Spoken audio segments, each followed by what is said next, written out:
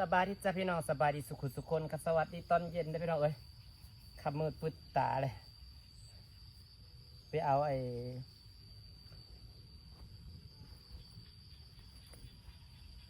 หัวอาหารมาฮักกระลุกแต่ไข่ได้พี่น้องเอ้ยก็เลย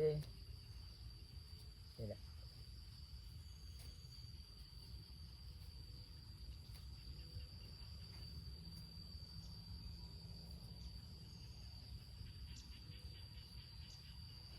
มาใส่เพืองมองเนี่ย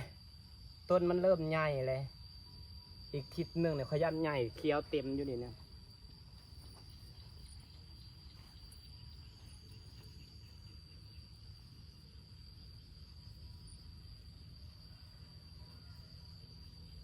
นี่ต้นดอกกระเจียวเราใหญ่แล้วผูกเขียวเต็มแล้วพี่น้อง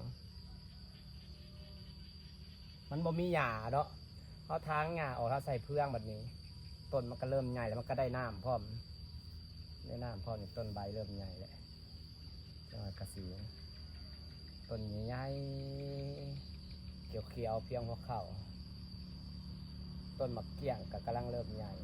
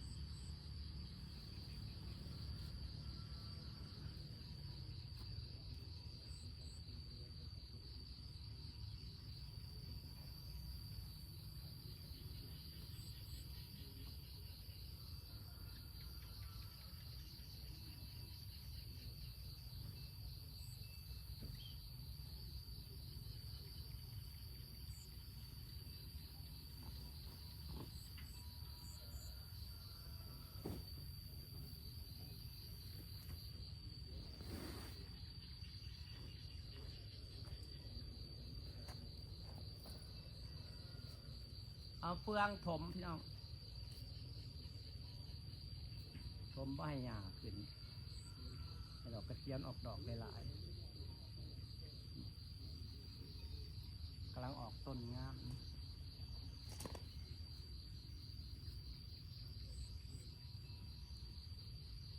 ใส่เฟืองดอกกระเจียว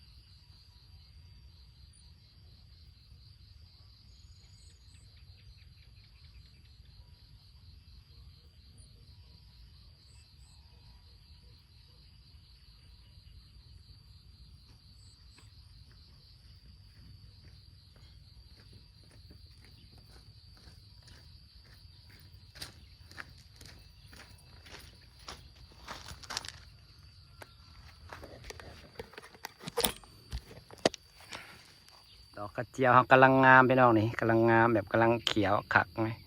เขียวงามผู้สุดผู้เป็นต้นเขียวเป็นงามเลยต้นอันนี้ก็งามป่างามขักอีกประมาณทิศหนึ่งก็ว่าเขียวกุ้มที่ก็นี่มันได้น้ำได้ฝนเนาะมันก็สิสัตว์ได้น้ำได้ฝนกับเฮากระถอนหญ้าให้เพิ่นแล้วถอนหญ้าเพิ่นแล้วคลองใส่ไก่กับเตือนแหละพี่น้องเอ้ยคอยกสิป้าให้มันเจียนี่แหละผู้แหละอีก2-3 เดือนคอยสิป้ามันอยู่อย่างสี่แหละให้มันเบิดฝนคอยจังสีสอม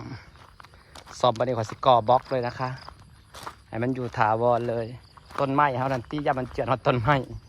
กำลังงาม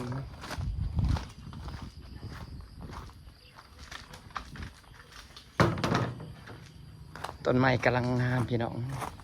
เขียวสิมันเจียนจังเลยฝนตกน้ำแสแท้แสว่า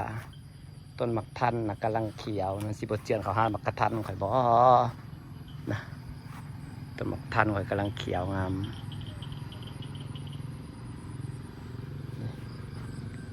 มันสิบสไลด์เข้าไปป่ะสไลด์ลุลายข่อยกับมือหญ้ากำลังเขียวคลองบัสิเจือนซ้ำเจือนกับเจือนไปเลยจ้าแล้วก็สิปลาให้มันเจือนนั่นเลยป้าต้นหมากกระทัน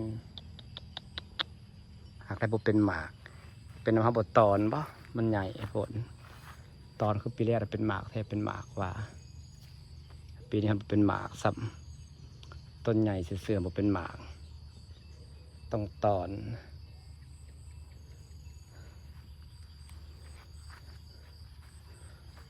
นแรกมันเป็นหมากพี่น้อง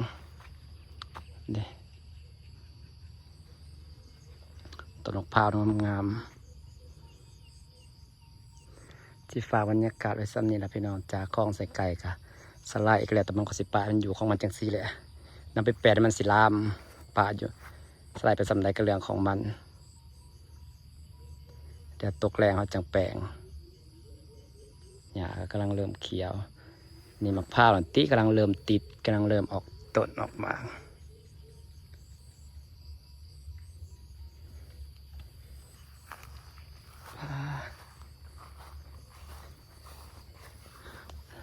สรุปเป็นจังไดเนาะเม็ดมักทุเรียนค่อยออกอยู่บ่เนาะจะว่าหนาวแล้วบ่จักฝนตกแต่ตกว่า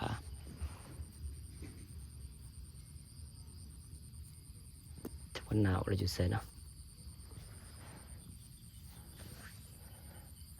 มันบวมฝากบรรยากาศไว้ซ้ำนี่แหละจ้าพี่น้องจ้าสวัสดีเด้อ